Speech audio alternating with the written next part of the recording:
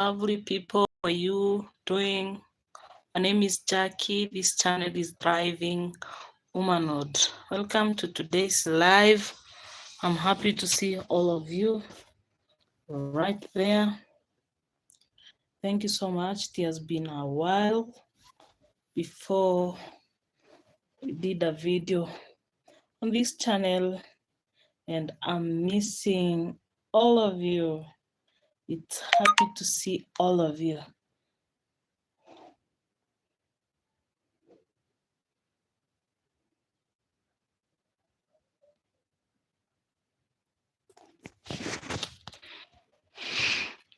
Okay, so today I just wanted to catch up with you guys and just let you know that I'm doing well and not forgotten about all of you. I've not forgotten about you. It's like we are having a problem going. Yes, I'm waiting for you to join. Welcome, welcome, welcome. Welcome to today's live. And if you're joining and you've not subscribed, please subscribe. Load to 1,000 subscribers. If you've not subscribed, please subscribe to join this lovely family and community of thriving women.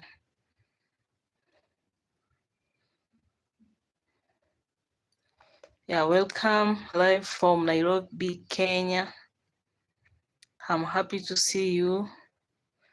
Thank you for joining in.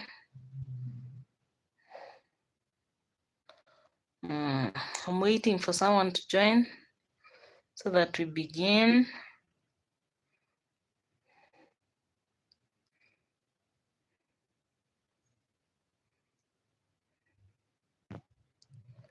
Yes, I'm waiting for you guys to join.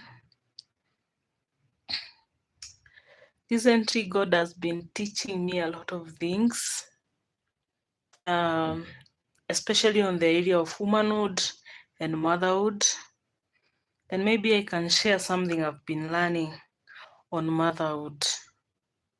I know motherhood does not come with a manual, the same case with womanhood. Anything around womanhood, it doesn't come with a manual. And that's why we need this lovely of thriving women, so that we thrive together, growing into God's purposes in our lives and getting to grow together, to pursue our purposes, to live a purposeful and fruitful life, leaving a great impact behind us, leaving a legacy behind us, that will live on through many generations. So I've been learning a lot about motherhood, about womanhood, about about parenting and everything about womanhood generally. And maybe I can share something about womanhood so that to take care of all the ladies who are tuning in right now. So God has been speaking to me mainly through the book of Ecclesiastes and the book of Proverbs. Those are the books that I've read recently, and also the book of Romans. So what does Ecclesiastes say about womanhood? Okay, let me fetch my Bible.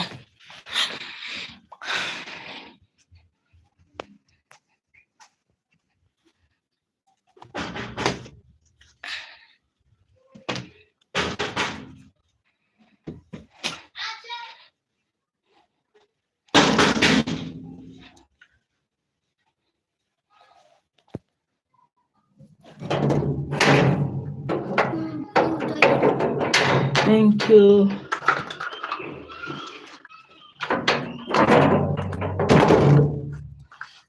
was receiving a toy from my son from a neighbor. Yeah. Sometimes kids can leave their toys all over.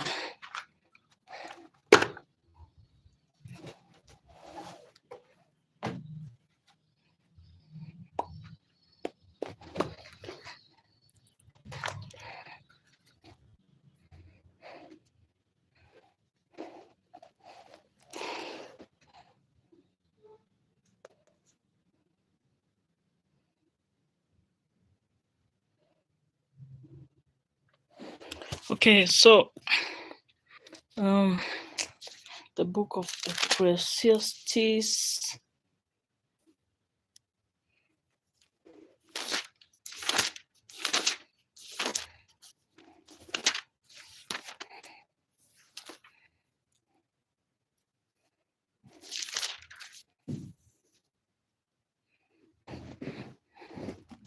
Okay, so I've been learning much about the book of Ecclesiastes, and Ecclesiastes is a book written by Solomon, King Solomon, the wisest man who ever lived. And the first few chapters is about vanity of life. It says of how he've tried to study about wisdom and about foolishness. He has pursued wealth and underlining that all is vanity.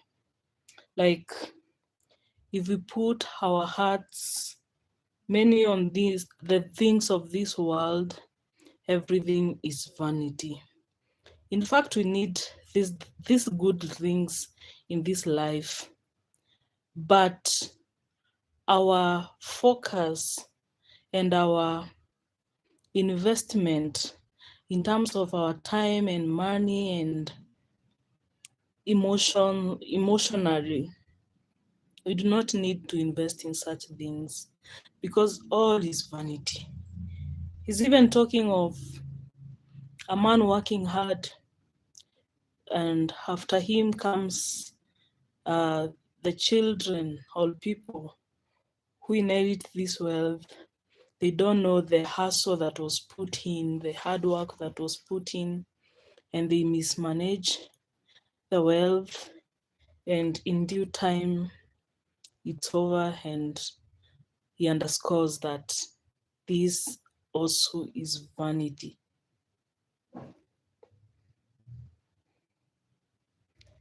And somewhere he says that all the labor of man is for the mouth, and yet the soul is not satisfied. And he says that this also is vanity. Okay, my charge is low, battery low, and this verse, chapter 7, we can read from verse 5. It is better to hear the rebuke of wise than a man to hear the song of fools. For like so is the laughter of vanity. Surely oppression destroys a wise man's bribe, debases the heart. The end of a thing than its beginning. The patient in spirit is better than the proud in spirit. Do not hasten in your spirit to be angry, for anger rests in the bosom of fools. Do not say, why were the former days better than these? For you do not inquire concerning these. Wisdom is good with an inheritance, and profit those who see the sun. For wisdom is a defense as money is a defense, but the excellence of knowledge is that wisdom gives life to those who have it. That is verse 12. So, for wisdom is a defense as money is also a defense. So we seek wisdom. And knowledge now is putting that wisdom into practice. And we see this man into practice. And we see this man, the wisest man who ever lived, telling us that I have seen everything in my days of vanity. He has seen everything.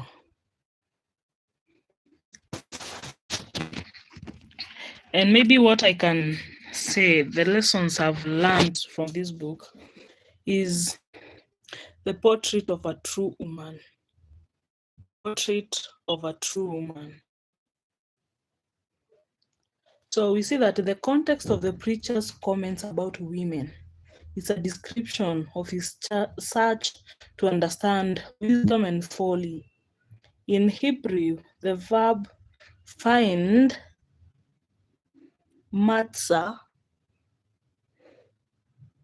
is an active participle indicating continuous action, having the sense for example, of I am finding, or I am continually finding out.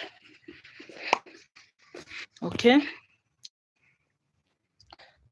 A portrait of a woman.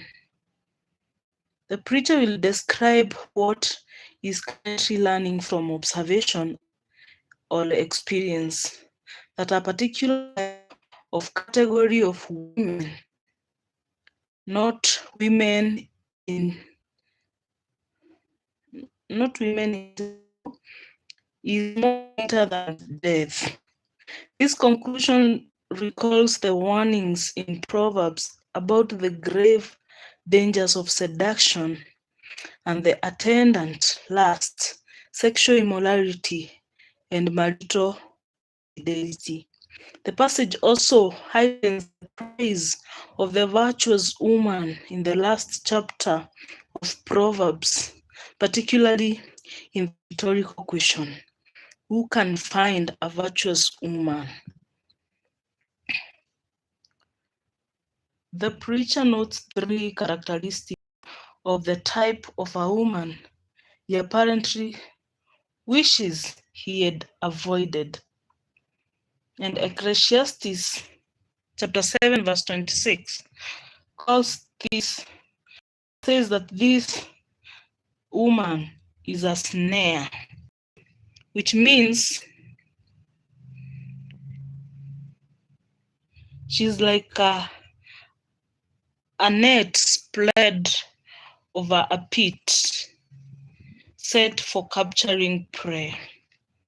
And then another characteristic is that her heart is a net, an object doomed to destruction, and her hearts are fetters, bondage, or prison.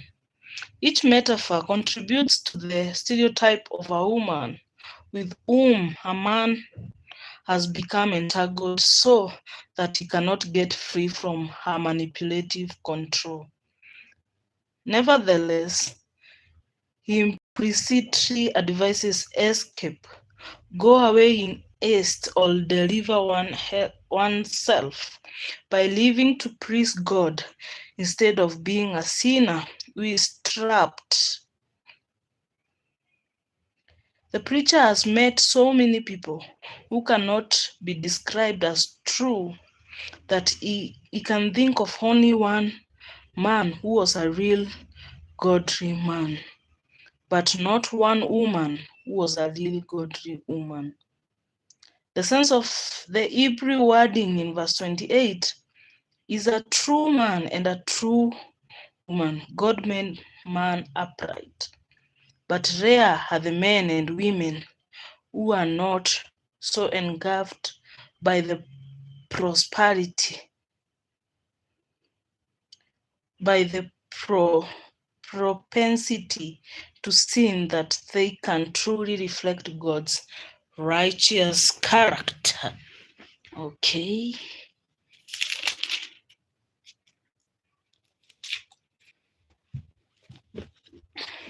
So as you can see,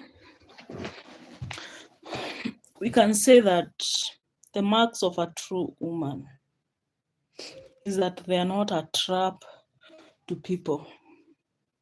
These women, they deliver instead of trapping men or people into pits where they cannot get out. So they are a source of blessing because they know God's set mandate in their life.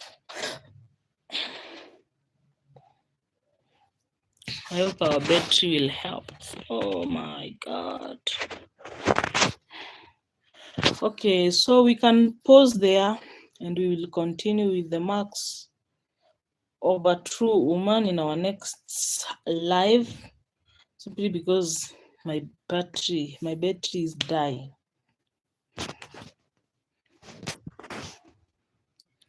How do I end live? How do I end live? Close. Oh God.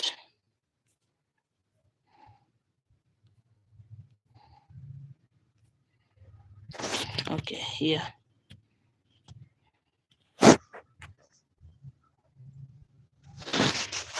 This one